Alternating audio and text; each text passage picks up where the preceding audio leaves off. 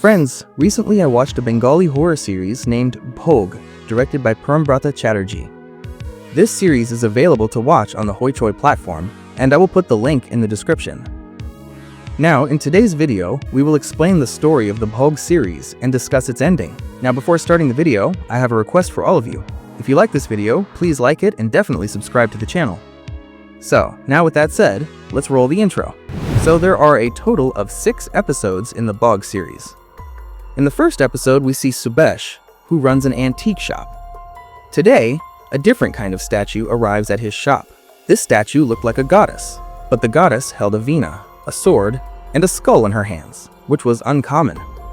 Subesh's staff member, Ratan, places this statue in the store. But the very next moment, Ratan sees a deity figure saying, "I am hungry. I want to eat something." Ratan gets so scared by this that he is never seen at the shop from the next day onwards. On the other hand, we meet the series' main lead, Atin, who is the top performer in his company and also gets a promotion. Atin has a hobby of collecting antique items, and Subesh is Atin's friend. So after office, Atin goes directly to Subesh's shop to party with Subesh in celebration of his promotion. In the shop, Atin's eyes fall on that same goddess statue, and Atin is quite fascinated seeing it.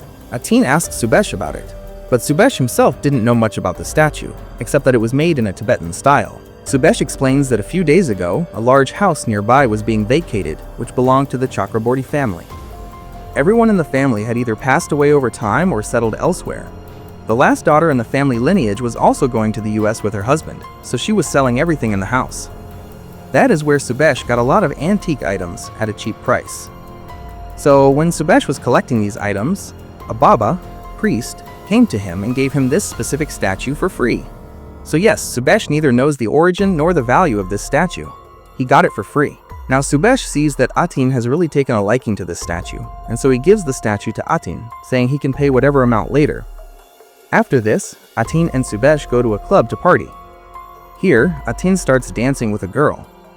Suddenly, Atin feels as if the entire club has emptied out, and the lights have turned red. Atin also hears someone's voice, demanding food from him. Then, suddenly, Atin comes to his senses and decides to go home. Now, while driving home, Atin sees the ghost of his late mother in his rearview mirror, which disturbs him. But he ignores it and comes home, where Pushpaji serves Atin's dinner. We understand that both of Atin's parents are no longer in this world. Before passing away, Atin's mother had asked Pushpaji to take care of Atin. Since then, Pushpaji takes care of Atin like a mother, and Atin lives with her in the house. So after dinner, when Atin goes to sleep, he sees the same deity from the first scene. In fact, Atin starts seeing his mother's ghost again, causing him to drop a glass of water in fear. Suddenly, Atin wakes up and thinks it was just a dream, but inside the room, the glass of water had actually fallen, and there were footprints of someone too. Anyway, the next morning, Atin places the goddess statue on a table. Then, he lights incense sticks and offers flowers in front of the statue. After this, his uncle Babesh comes to visit him at home and sees the statue. Babesh's uncle says that this statue looks Tibetan, and the goddess is likely a tantric power goddess.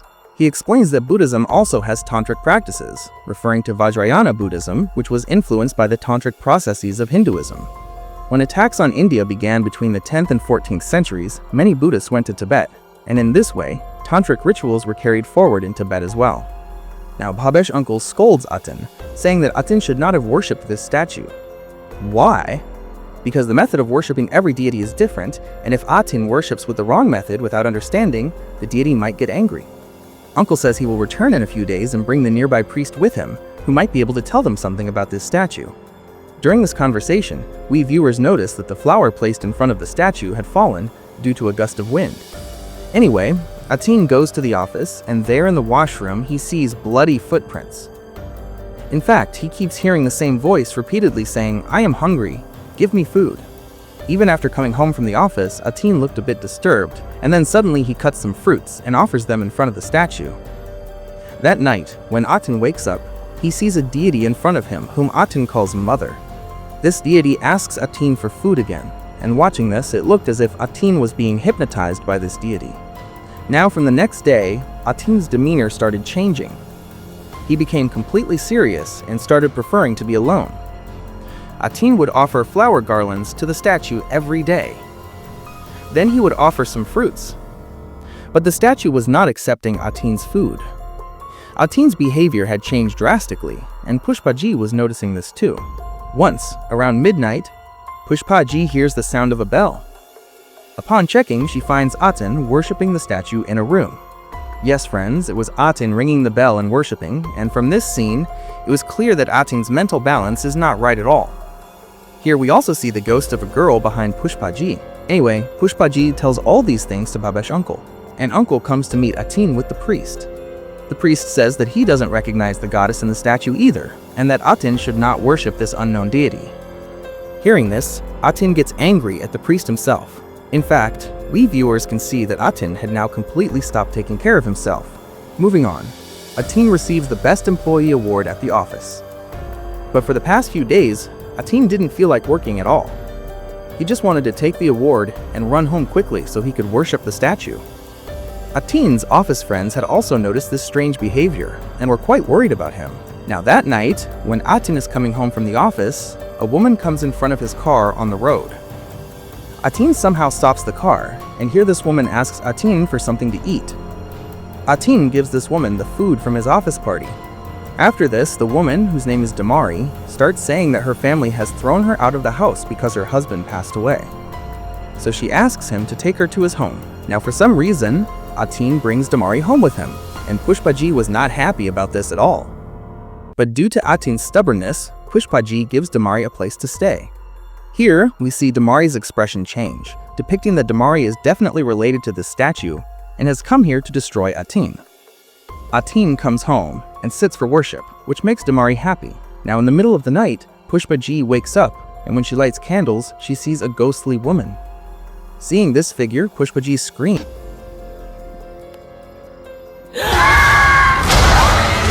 and the scene cuts right there. Anyway, the next day we find out that Pushpaji has suddenly disappeared from the house, and the police have come to Atin's house for an investigation.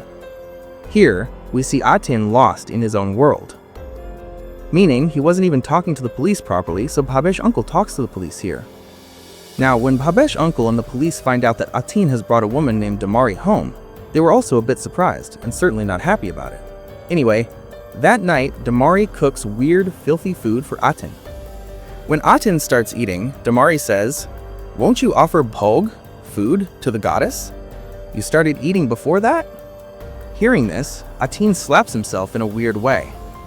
Then he offers the non-veg food cooked by Damari to the statue. After this, Atin performs worship. Then he eats his own filthy food, which makes him vomit, and then he goes to sleep. In the middle of the night, Atin wakes up, and when he goes to the room with the statue, he sees that the deity had eaten his offered food for the first time. Yes, friends, Atin becomes very happy about this, and he starts worshipping in the middle of the night with Damari. Now, the next morning, Atin was very happy. Here, Damari once again feeds Atin completely rotten food. Then this process starts happening day after day. The deity would eat the non-veg food cooked by Damari. Then Damari would feed Atin completely rotten food. Then Atin would worship the deity, go to the office, come back, worship, and the cycle repeats. It crosses the line when we see Atin regularly going to the cremation ground, Shamshan, and screaming "Mother" there. A few days later, the police tell Atin that they couldn't find Pushpaji anywhere, and Atin, without paying attention, says, "You just closed the case." That same night, Bhabesh uncle comes to check on Atin and sees him dancing weirdly while worshipping.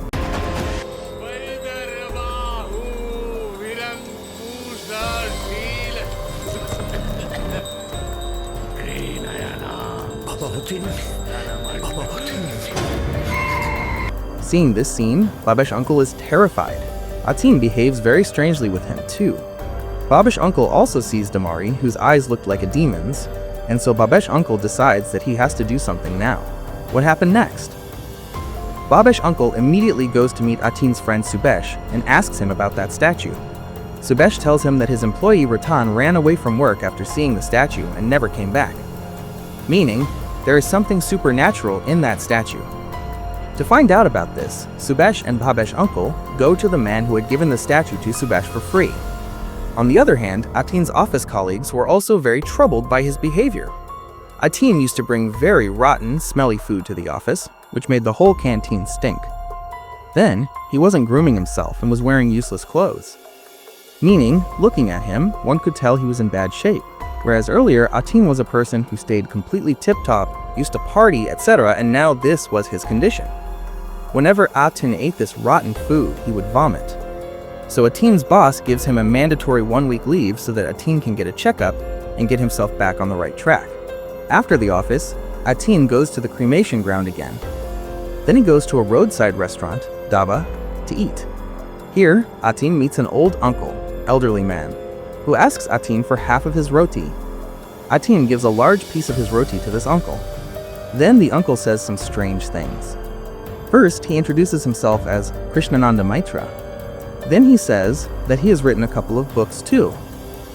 After that, he suddenly says that dark forces can harm even true devotees.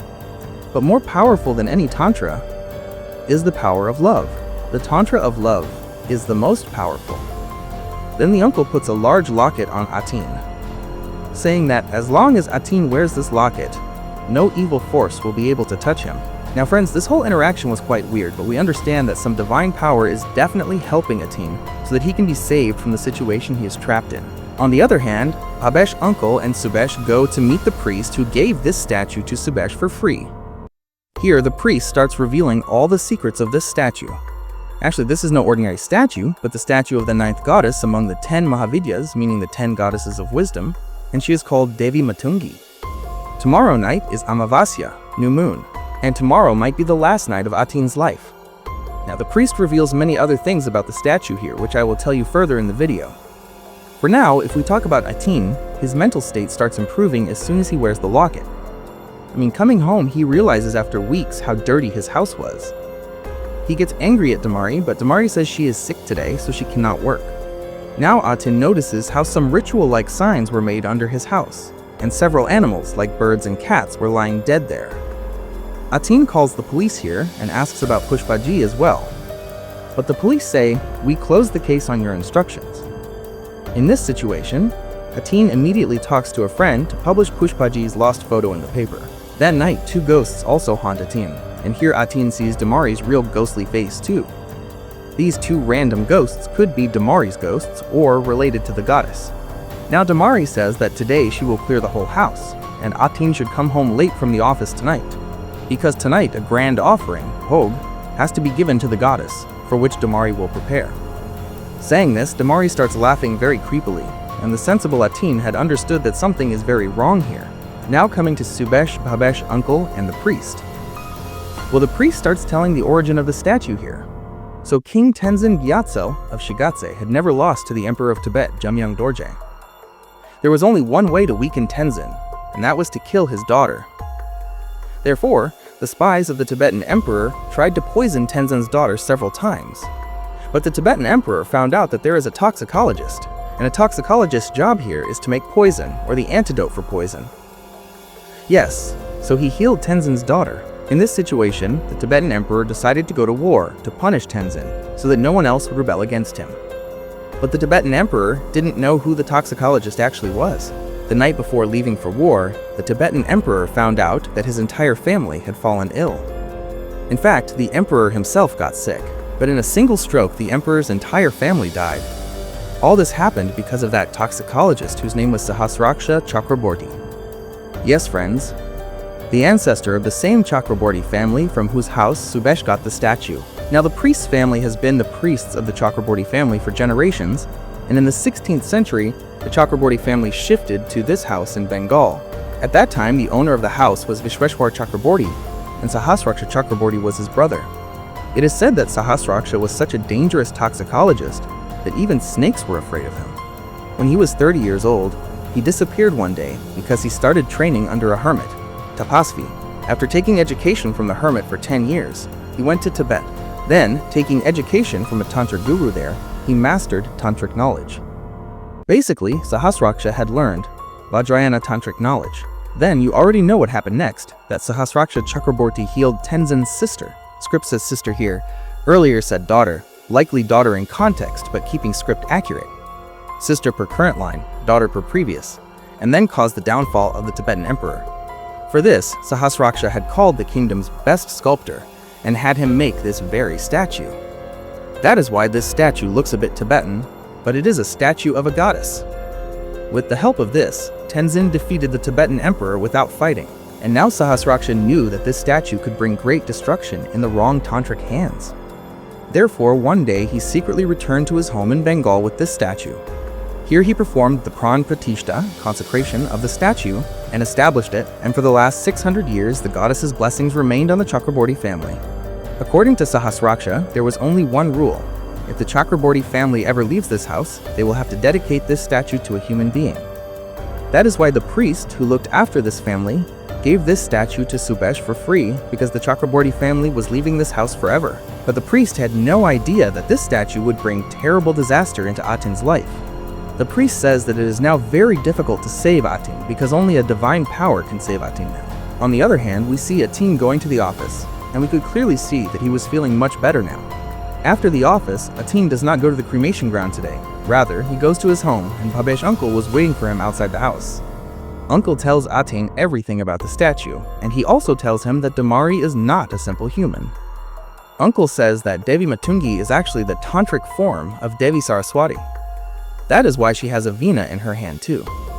Devi Matungi saves every rejected and impure thing. Now because Atin made a mistake in worshipping the goddess, that is why he is in this condition today. He is being punished. When the goddess is angry, the victim first stops thinking and understanding. Then the human feels like ending themselves. That is why Atin was going to the cremation ground repeatedly. Further, the victim will become distant from everyone, become lonely, abandon their family, and then a Pishachini, demoness, will come to finish the victim. So you see, Damari is actually a Pishachini. Damari had ruined Atin by feeding him dirty food, and today, on the night of Amavasya, she will come in her real form and finish Atin. Hearing all this, Atin says that they should run away from here for now and come back tomorrow morning to throw the statue away. But Uncle says that this Pishachini will not stop following Atin, and Atin has to face her today and defeat her. What happened next? Together, the three, including Uncle, slowly go into the house to see what is going on inside. Inside, Damari had come into her Pishachini form and was boiling a severed hand, and this hand belonged to Pushpaji. Yes, friends, after this, Damari attacks Uncle and knocks him unconscious. Then she goes to attack Atin, but due to Atin's locket, she cannot harm Atin. In this situation, she confuses Atin's mind and tells him to take off the locket, and Atin, who was already so disturbed and affected, falls for it. Yes, friends, Atin takes off his locket, and right after this, Damari attacks Atin, and Atin's end was certain now. But just then, Atin remembers the words of that old uncle, who said that a weapon greater than any tantra is love. Atin remembers how much Bhabesh uncle cares for him, and in this way, Atin somehow takes his locket and hits Damari on the head with it, which destroys Damari, and we see her body disappearing into the air. Then Atin goes to the room with the statue and laughs, and the scene cuts right here. Now, in the next scene, we see the injured Bhabesh uncle, whom Atin was taking care of. Atin had become completely normal now, and he tells Uncle that he threw the statue into the water. In fact, Atin has started working happily in the office like before, and girls are paying attention to Atin again. In fact, they are inviting him on dates too. Now in the final scene of the series, we see two drunk people, and when one of them goes to pee, that deity appears in front of him and says to him, "I am hungry." That guy screams, and the series ends right there. So friends, this was the story of the Bhog series, and the story is quite clear-cut in itself. But still, I will discuss those theories regarding which you might have questions in your mind. So the first confusion is, who was that old uncle who helped Atin by giving the locket? Well, his name is Krishnananda Maitra, and he met Atin at the roadside restaurant. The uncle gave Atin a locket and said that with this, no evil power or dark force would be able to touch Atin. This locket became a kind of protective shield for Atin, and here we can say that the uncle was some divine power who came to save Atin.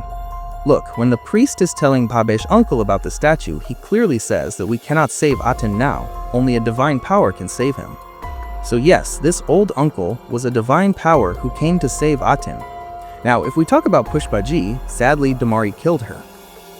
That is why we are able to see her hand. Now at the end of the series, the goddess shows her presence once again, where she meets a drunk person and says, "I am hungry." This gives a hint that the goddess is going to return. But the question is, how did she come back? Look, here again, two mistakes have happened. Look, the first mistake is that Atin had to hand over this statue to someone who understood this statue, worshipped it in the correct way, performed pran pratishtha, and pacified the statue. But Atin did not do so. Rather, he threw the statue into the water. By the way, the statue wouldn't have been pacified, and the statue came to some coast, and that is what happened here. Meaning, the statue must have come to some shore. Then there were these people who were drinking, and then the deity appeared in front of them. So this second mistake is kind of involuntary on the part of these two drinkers who somehow came in contact with the statue, and now their life is going to be ruined, meaning one of them. So yes, seeing this final scene, it looks like season 2 of Bhog might also come. This series is entirely based on the conflict of good and evil, and shows that when we bring things into our lives without understanding them, how big of a trouble they can become for us. Atin's downfall shows exactly how ignorance invites dark forces into our lives. Then there is also this message that love and emotional connection are the greatest strength. The love Atin had with his uncle Bhabesh became a kind of shield for Atin, with the help of which Atin defeated the biggest power. On the saying of the old uncle, Atin has to understand his connections of love and care. Now if you look at Atin from the beginning, he did not pay attention to his relationships. He didn't meet his relatives. He didn't call Bhabesh uncle. Then he didn't talk to Pushpaji properly. Meaning, he talked with love but didn't give much importance. But now Atin's perspective on life has changed because, in the end, we see that he is taking very good care of Bhabesh uncle. So yes, relationships matter a lot. Atin has understood this point. And one more thing shown in the film is how Atin runs away from relationships so much that he didn't even want to get married. But in the end, when he gets ready to go on a date with a girl, this shows that he is moving on in his life, perhaps searching for his stability, searching for relationships. So yes, the Bhog series shows all these things and themes. And here I have told you all the theories. As for the rest, the origin of the statue and the history of the Chakraborty family, I already told you during the explanation, which I will not repeat now. Still, if you have any doubts in your mind, feel free to ask me in the comments. I will reply to you. Also, if I missed something, you can tell me that in the comments too. Now, if you like the video, please like and share it.